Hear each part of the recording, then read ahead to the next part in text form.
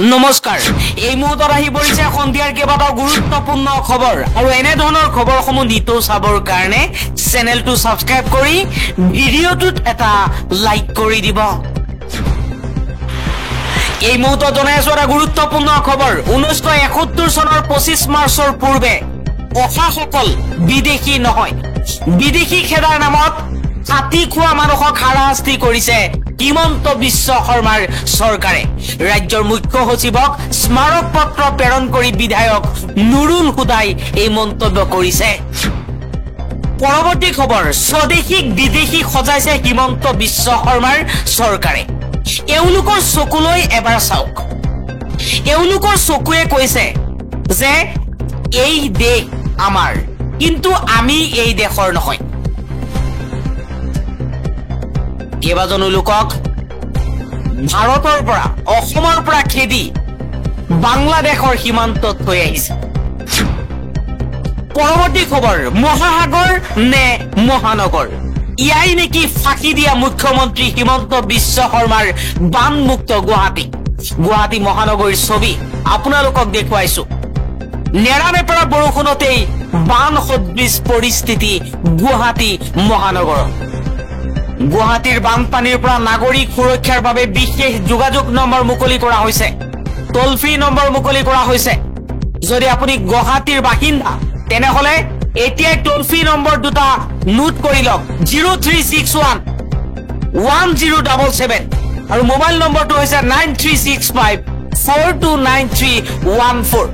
যদি আপুনি গুৱাহাটীত থাকে অসুবিধা হৈছে এই দুটা নম্বৰত কল কৰক।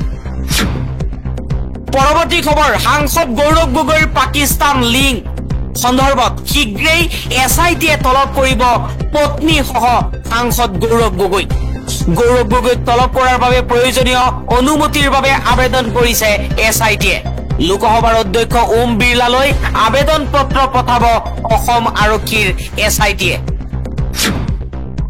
পৰৱৰ্তী খবৰ ভয়ংকৰ বিপদৰ সন্মুখীন হ'ব পাৰে মধ্য অসমবাসী। বান্দৰ গেটৰ ওপৰেদি হুৰাহুৰে বাঢ়িছে পানীৰ ঢল। চান্দাং বান্দৰ ভয়ংকৰ দৃশ্য এতিয়া পোহৰলৈ আহিছে। এই মুহূৰ্তত স্ক্ৰীনত আপোনালোকক দেখুৱাইছো মধ্য অসমবাসীৰ বাবে বিপদৰ শংকা। বান্দৰ গেটৰ ওপৰেদি হুৰাহুৰে বাঢ়িছে পানী। আন এটা খবৰ ন্যায়ালয়তকৈ ওপৰত নেকি অসম আৰক্ষী। আদালতে আটক কৰিব নোৱাৰিব বুলি কোৱাৰ পিছতো কিয় হাৰাশাস্তি কৰিছে অসম আৰক্ষীয়ে। অসম আৰক্ষী আৰু চৰকাৰক প্ৰশ্ন কৰিছে অধিবক্তাই। যোৱা ৩-৪ দিনৰ পৰা অসমত অবৈধ বিদেশীক লৈ নতুন বিতৰ্ক আৰম্ভ হৈছে। পিতৃ মাতৃ স্বদেশী কিন্তু পুত্ৰ কৰা হৈছে বিদেশী। এইটো কেনেকৈ হ'ব পাৰে প্ৰশ্ন কৰিছে এইজন অধিবক্তা। আন এটা খবৰ এতিয়াৰ পৰা ইনকাম চাৰ্টিফিকেট বিচাৰি হাবাতৰি খোৱাৰ কোনো প্ৰয়োজন নাই। আয়ৰ প্ৰমাণ পত্ৰ নাথাকিলে গ্ৰহণ কৰা হ'ব ৰেচন কাৰ্ড। ৰেচন কাৰ্ড থাকিলেও কৰিব পাৰিব আবেদন। শিক্ষা বিভাগে জাৰি কৰিছে জৰুৰী নিৰ্দেশনা। আন এটা খবৰ সাধাৰণ লোকক চৰকাৰে আগ্নেয়াস্ত্ৰৰ অনুজ্ঞাপত্ৰ দিয়াৰ সিদ্ধান্ত গ্ৰহণ কৰিছে। মুখ্যমন্ত্ৰী গৃহ বিভাগৰ বিফলতাৰ প্ৰমাণ ইয়া। আৰক্ষীৰ ওপৰত হেঁচা দি ৰাজ্যত ভুৱা এনকাউণ্টাৰ কৰি চৰকাৰে অৰাজকতাৰ সৃষ্টি কৰিছে। হাতত সংবিধান লৈ চৰকাৰৰ বিৰুদ্ধে ক্ষোভ উজাৰিলে সাংসদ তথা প্ৰদেশ কংগ্ৰেছৰ সভাপতি গৌৰৱ গগৈয়ে। গৌৰৱ গগৈয়ে কৈছে হিমন্ত বিশ্ব শৰ্মা সম্পূৰ্ণৰূপে বিফল হোৱাৰ বাবেই এতিয়া খিলঞ্জীয়াই বিপদত বুলি মন্তব্য কৰিছে। অসমত অসমীয়া কেনেকৈ ভয়াতুৰ হ'ব পাৰে, অসমত অসমীয়া কেনেকৈ নিঃশেষ হ'ব পাৰে, সেয়া হৈছে হিমন্ত বিশ্ব শৰ্মাৰ ব্যৰ্থতা। হিমন্ত বিশ্ব শৰ্মাই দিনক দিনে অসমৰ জনতাক এলেখুৱা কৰিছে। ঋণৰ ওপৰত ঋণ লৈ দেউলীয়া কৰিছে চৰকাৰক। আৰু এতিয়া সাধাৰণ জনতাক আগ্নেয়াস্ত্ৰৰ অনুজ্ঞাপত্ৰ দি সম্পূৰ্ণৰূপে গৃহ বিভাগৰ বিফলতাৰ প্ৰমাণ দিছে। 2026 চনৰ নিৰ্বাচনৰ পূৰ্বেই হিমন্ত বিশ্ব শৰ্মাই হিন্দু মুছলমানৰ ৰাজনীতি আৰম্ভ কৰিছে। পৰৱৰ্তী খবৰ উচ্চতম ন্যায়ালয়ৰ ন্যায়াধীশ ৰূপে শপত গ্ৰহণ 3 ন্যায়াধীশৰ গুৱাহাটী উচ্চ ন্যায়ালয়ৰ পূৰ্ব ন্যায়াধীশ বিজয় বিষ্ণয়ৰ শপত গ্ৰহণ কৰ্ণাটক উচ্চ ন্যায়ালয়ৰ পূৰ্বৰ মুখ্য ন্যায়াধীশ NL আঞ্জাৰিয়াৰো শপত ললে বোম্বে উচ্চ ন্যায়ালয়ৰ ন্যায়াধীশ অতুল S চান্দুৰকাৰে দেশৰ মুখ্য ন্যায়াধীশ BR গভায়ে শপত বাক্য পাঠ কৰোৱাইছে পৰৱৰ্তী খবৰ মুখ্যমন্ত্ৰী হিমন্ত বিশ্ব শৰ্মাই হাল এৰি শিয়াল খেদি পৰিছে আনহাতে গুৱাহাটীবাসীয়ে জমৰ যন্ত্ৰণা ভুগিবলৈ বাধ্য হৈছে স্মাৰ্ট সিটি নিৰ্মাণৰ বাবে কোটি কোটি টকা খৰচ কৰা হল কিন্তু হিয়া কামত নাহিল গুৱাহাটী মহানগৰখনক এতিয়া মহাসাগৰলৈ পৰিৱৰ্তন কৰিলে বৰ্তমানৰ চৰকাৰে